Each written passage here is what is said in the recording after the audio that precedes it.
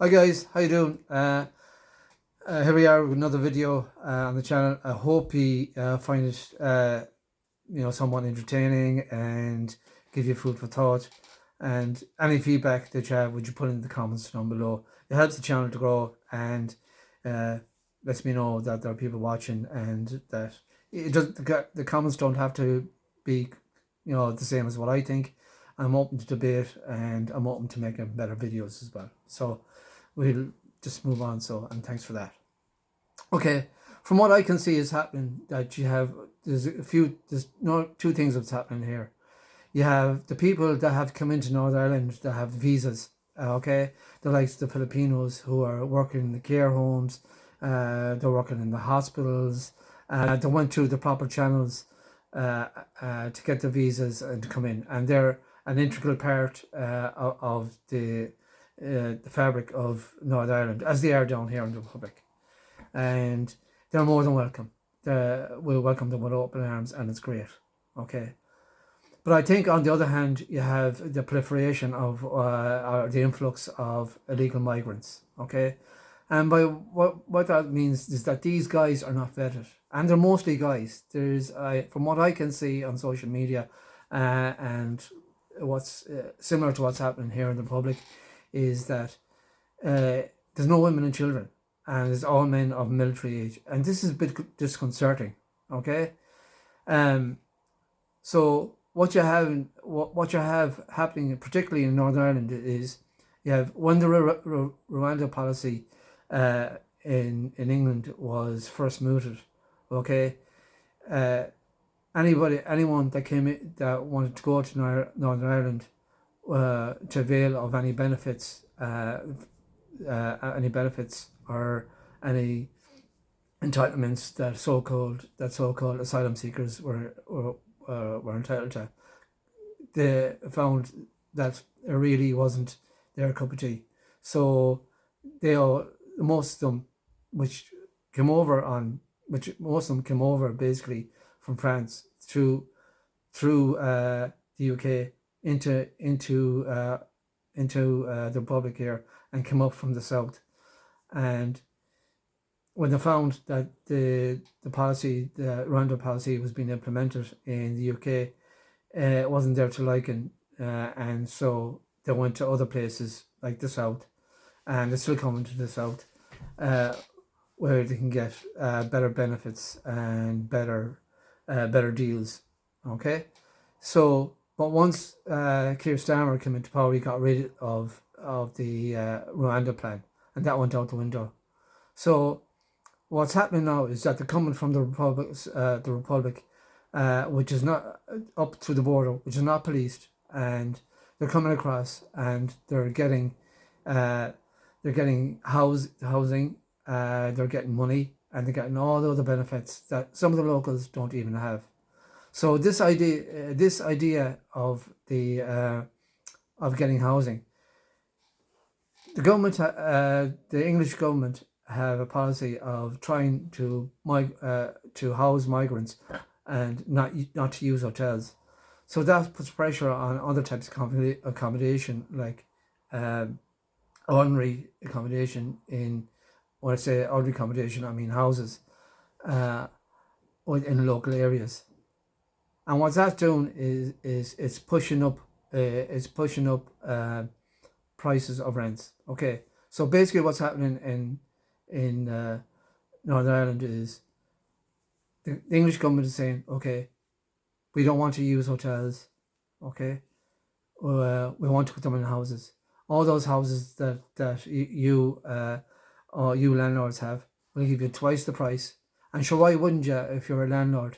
Like, there's no maintenance. You have to probably only clean the house once a month, and you get rollover contracts, and you get twice the rent, and it's easy money. But the thing about it is, it's taxpayers' money, English taxpayers' money, and the same thing is happening in Ireland as well here. So anybody that's born in the local people that are growing up, and that are born there, grew up there, and raised there, can't find a place to live. Okay, they're being priced out of the market, okay, because of their own government's policy. And you have unvetted migrants who nobody knows where they come from. Nobody knows anything about their background. I doubt if the English government knows anything about their background, and they're just shipping them in, and they're basically being planted in Northern Ireland. Now, this is echoes of the plantation that took place in Northern Ireland over 400 years ago. I mean, this is probably what you could probably say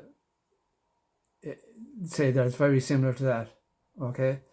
So you have all these people coming in, putting pressure on resources within the community, and the Northern Irish people, the Northern Ireland people, are the ones that are losing out. So what I can't understand is why are the English government doing this? Why are they doing this to their own people? They're using their own taxpayers' money against them to try and push them out of their areas. And coupled with that, you have, if you speak up in England, if you put a tweet on, if you put a tweet or on social media or any of that, you're basically thrown in jail. And there are some high profile examples with that in England already. People have been made an example of it. So it's the modern equivalent of being taken out into the public square and basically whipped. So in other words, what the English government is saying is that if you do this, if you speak out in any shape or form about what we're doing, you're going to end up like this. And they're making an example of people. So the English government is basically using their own taxpayers' money against their people. The people has been treated like third-class citizens. You're not allowed to talk about it. You're not allowed to express any opinion of it whatsoever. Okay, the English government demonize their own people. They call them far right. When that doesn't work, you're called a racist. And recently down here in the Republic, not only are we far right, anybody that has deep concerns about what's happening, or we're racist, we're now being called mongrels. I explained that in my first video there. So you have this powder cake brewing under, and all these injustices happening, and there are injustices, and there's another dimension to this, what's happening in Northern Ireland as well, is there's sexual crimes allegedly being committed by people that are not locals, and by some people that have been basically drafted in or planted in Northern Ireland. Now, I can't say too much about that, okay? Basically, I don't know all the facts, and I don't want to get in any trouble for speaking out, because I don't know any facts. This is all alleged, okay? Alleged crimes. But I think that's what sparked the initial protest of initially. So, I mean, the English people, or the Northern Irish people, are not allowed to talk about what's going on, like in other parts of the UK and basically in Ireland here. And so what are they supposed to do? Are they supposed to sit back and accept it? I doubt if any of them voted for what's happening in the UK, and I doubt similar to what's happening down here as well in the south. So it's important that this is talked about in the media, but it's not talked about in the media. All you get is condemnation, that they're racist, that they're far right. I don't feel there's any genuine attempt to sit down and talk about the other party's grievance. You're just getting you're just getting condemnation, and everybody's far right, and you're racist if you have genuine concerns. And that's not the way to go. That's not the way to solve a problem. The way to solve a problem is dialogue. Okay, you may not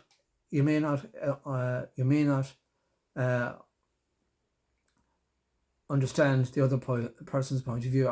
You may not subscribe to the other person's point of view. But whether you do or not, it's important to sit down and see what they do think. But it's only through dialogue that this problem will be solved. But the government are not interested. The English government are not interested. And certainly from what I experienced what I see down here, the Irish government is not interested in sitting down and with people who have genuine concerns without them sitting down and being demonizing people who just want to live in their community and peaceful and grow up and make a positive contribution and preserve the culture. There's nothing wrong with that. When I was growing up, I was taught maybe you should talk to solve differences. We should talk to the other people. The Irish government and the English government are always going on about, oh, you have to sit down and they condemn violence. Okay, if you condemn violence, you have to sit down and talk out your problems. That's not what was happening here. When the Irish government or the English government don't like what you have to say, they don't like what's been pointed out, the facts, then the old propaganda machine is wheeled out. This is not the way to do it. Violence is not the way to do it. Sit down and take other people's genuine concerns into account and respect that. But the Irish government is not doing that. They have changed the planning laws. They have the propaganda machine out. Everybody's far right. Everybody's racist. That doesn't conform to their view. And now we're mongrels. This is not the way to go. Okay? We have rights as Irish people on the whole island for our views to be taken into account, not just to be rammed through and rammed down our throats. Okay, listen, that's all I have to say. Thanks very much for talking and for listening, and we'll talk again in the next one. Thank you very much.